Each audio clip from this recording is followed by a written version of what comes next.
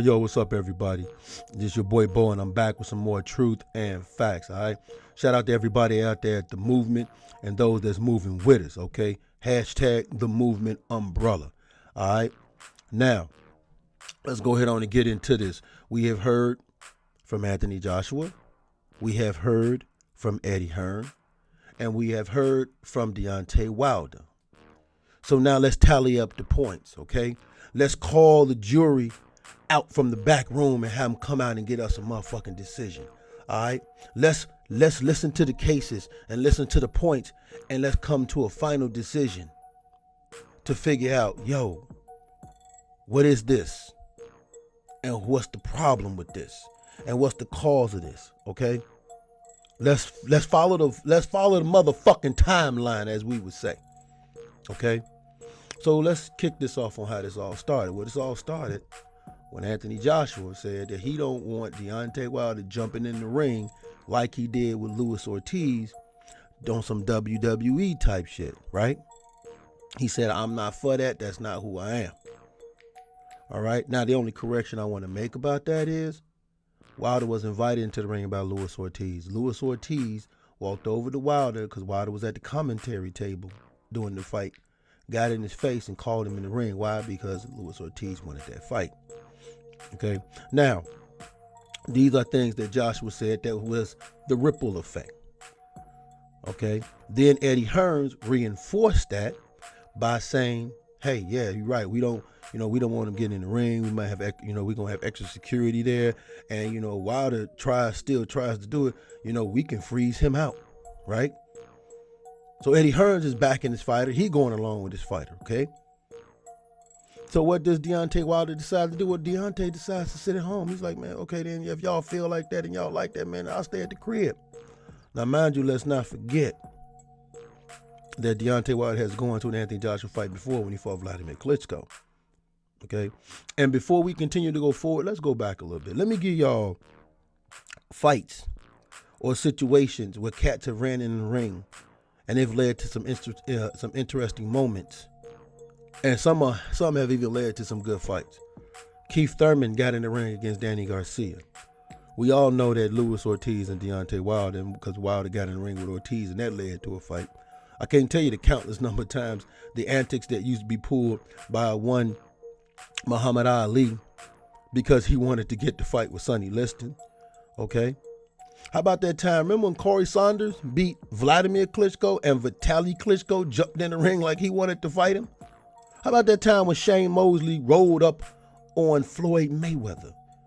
Or how about when Erislandy Lara rolled up on Canelo Alvarez? Okay?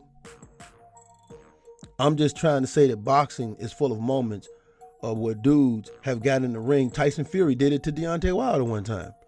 But boxing is full of moments, man, where cats have got into the ring and they've led to great moments and have even led to great fights. Or at the very least, good fights. Okay? So Deontay Wilder decides, you know what? Y'all talking jazzy, y'all talking about extra security and all of this. I'll stay at the crib. I'm gonna stay at home. And then Eddie Hearn comes out and he just go stone cold out his mind. I mean, he act like Deontay Wilder had robbed him of his money or some shit, right? And he's like, he called him a geezer, said he's a joke. You got all this free media there, all this free press there, and you ain't gonna come, you're a joke. But Eddie Hearn kept mentioning one thing, and that was Dillian Whyte. Because the reality was, whether Deontay Wilder showed up or didn't show up, that wasn't going to affect Anthony Joshua. So for as mad as Eddie Hearn got, it was because he was going to try to have Dillian Whyte get in Wilder's face or cause some kind of scene, whether after the fight or before the fight. Right? So Wilder's like, that's not what I want. So we recently just heard from Deontay Wilder, and he let him know, listen, that ain't the fight that I want. I don't want Dylan White. I want Anthony Joshua, right? Because that's like going to the dealership to try to buy a Ferrari, and this motherfucker trying to sell you a goddamn Pinto or a fucking station wagon. You're like, dude, that's not what I'm asking you for. Okay? Then Eddie Hearns him telling me something. We probably would have let him get in the ring if he'd have showed up. Well, you know, that's like a woman saying, I probably would have gave you some pussy if you'd have had a condom with you. You know what I'm saying? After the fact, you say that. It means nothing. So Wilder comments and he says, okay, well, here's the thing. Y'all are telling me these things that you saying that I need to do to hype up this fight. But when I'm trying to do it, y'all talking about security and all this type stuff. Then, man, you know what, man, I'll stay at home because I don't want Dylan White. Eddie Hearns is trying to push Dylan White off on me, and that's not the fight that I want. I don't want Dylan White. I want the man. I want the head of the fucking class. I want this, you know what I'm saying? I want the dude that's at the fucking top. So let's look at this also from the business side, and let's look at this from the sports side. Now, from the business side, listen, I 100% see where Eddie Hearns is coming from. Eddie Hearns ain't doing nothing no different than Oscar De La Hoya did with Canelo Alvarez. Okay? Eddie Hearns ain't doing anything different than what we saw go down with the Manny Pacquiao and Floyd Mayweather saga. He's trying to get the most money that he can from his fighter, because the reality is, though, Deontay Wilder is a dangerous fight because we know he can end that fight with the first round or the last round, because he has that ability to hit one time and it's game over, right?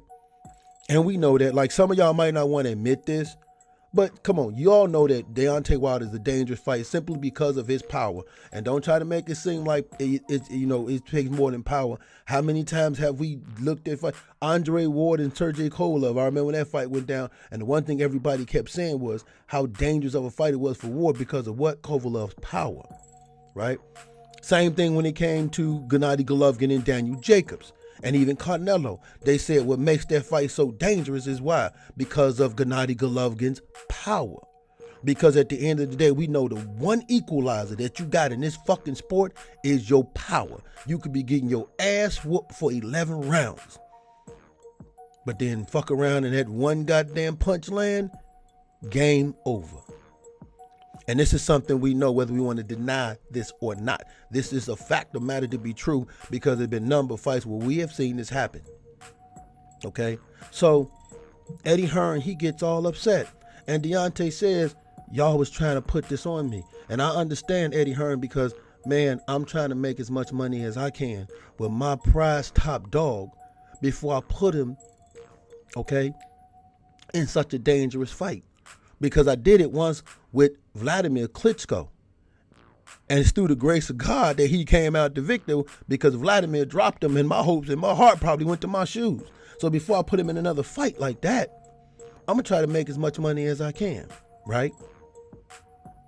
So I understand that from the business side. I totally understand. Eddie Hearns ain't doing nothing no different than we've seen a lot of promoters do. Like I said, the Floyd Mayweather Manny Pacquiao saga.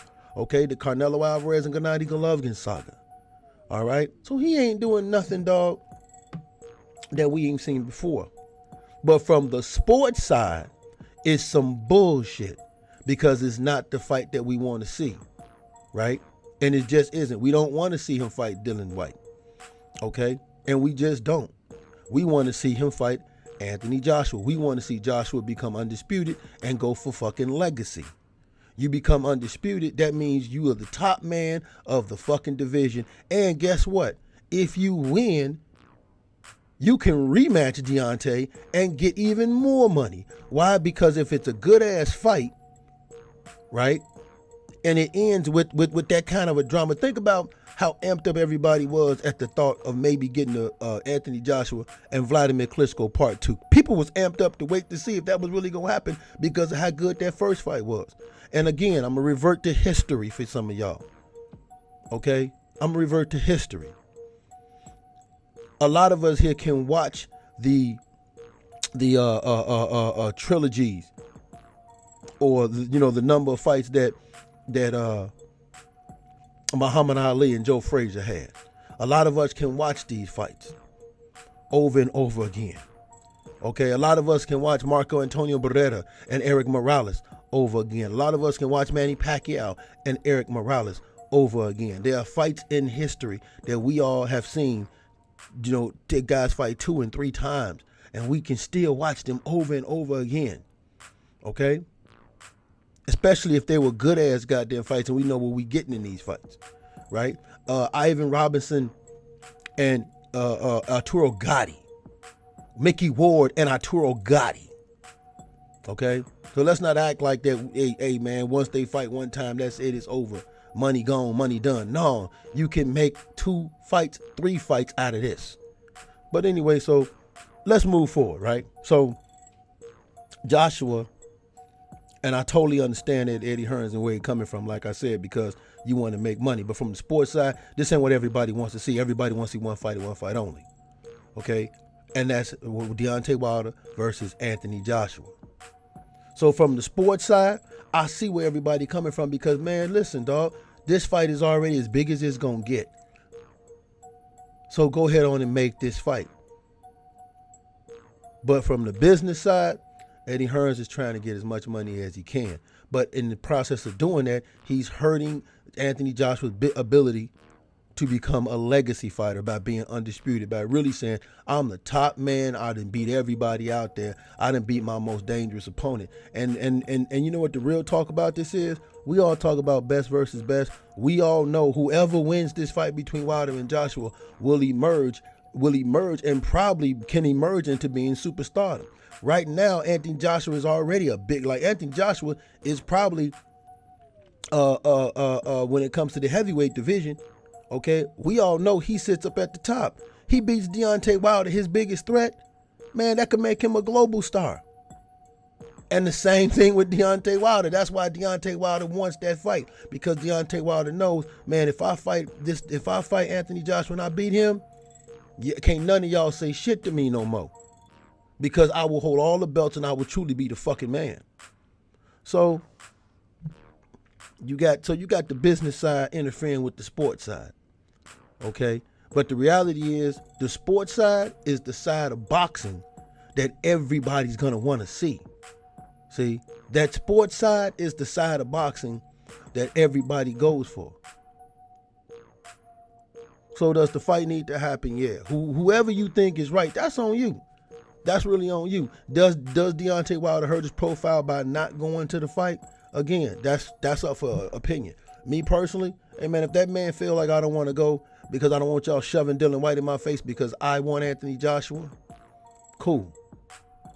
Then there was talks about how Eddie Hearn wants to sign Deontay Wilder, right? Now Wilder, me personally, I'm gonna say this: I do feel like he needs to sign with a promoter. I really do. I don't think he's being maximized to the fullest like he's supposed to be by Lou DiBella and by Al Heyman and by Al Heyman and PBC. I really don't think that. Okay. But that's his prerogative because he feels like ain't nothing wrong with his team. Now that's something else he said. He said, man, ain't nothing wrong with my team. You know what I'm saying? My team is making me millions. I've made smart investments. I own property. Ain't nothing wrong with my team. Okay? And that's that man's prerogative. That's how he feels. But if you telling me that he got to fight Dylan White and you want him to get that Dylan White fight, then you got to give him some incentive. And one of the incentives is, okay, I'll give you Dylan White and I also give you Joshua after Dylan White, which is what that man want. If Eddie Hearn says that to Deontay Wilder would have no problems. He probably would shut the fuck up talking. He'd have no problems. But until that happens, well, this is what we're going to get. Now, the WBC just might wind up ordering Dylan White versus Deontay Wilder. They just might, right? Because Wilder actually made a suggestion, which was, okay, since I got to prove so much, since I'm the only one that got to prove all this and jump through all these hoops, then Dylan White got to jump through a hoop. You fight Luis Ortiz. Because Deontay is like, man, I don't want your leftovers. I want you. So you fight Luis Ortiz. Since y'all making me do all these things to prove stuff, then guess what? Your boy got to prove that he deserved me and fight Luis Ortiz. And if he fight Luis Ortiz and beat him, I promise you I'll fight him. Okay? And you know what? I think that's a good deal too. Okay, then Eddie, if this is what you want me to do, then you got to do something too. Right? Because at the end of the day, I'm a champion. You're not going to dictate shit to me. I'm a champion. Just like y'all feel that I can't dictate shit to y'all when it comes to Joshua. So you can't dictate shit to me. Right? So the saga continues. We're going to keep following this. We're going to see what's happening, what's going to go on from this. But one thing is for sure, whether Wilder goes or whether Wilder don't go, whether these guys get in the ring or they don't get in the ring, it is continuously to generate interest in furthering more, wanting everybody to see Anthony Joshua versus Deontay Wilder. And that is the one thing that this has done. That is the one thing that this has done right here, is it continues to generate interest in us finally at some point seeing Joshua versus Wilder, which we will eventually get to. It's your boy Bo. Leave a comment. Peace.